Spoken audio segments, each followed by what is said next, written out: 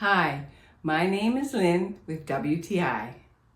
Now with this flower painting, I'm going to just do a little bit of highlighting with the pure white. This is what these flowers actually look like with white tips on them. It creates such a beautiful crisp contrast against the darker colors. The use of white here gives the painting 3 dimensions based on the contrast of colors.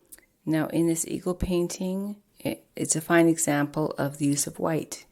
In the background, the snow, and of course the eagles are standing on snow with their white feathers. Adding white to several different colors here creates different tones.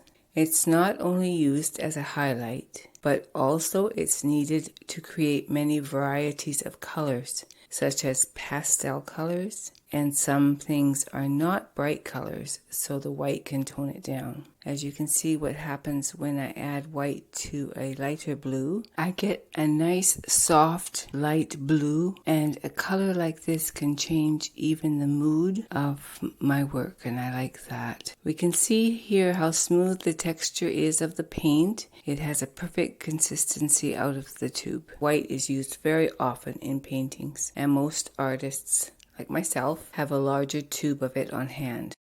And that's my point of view.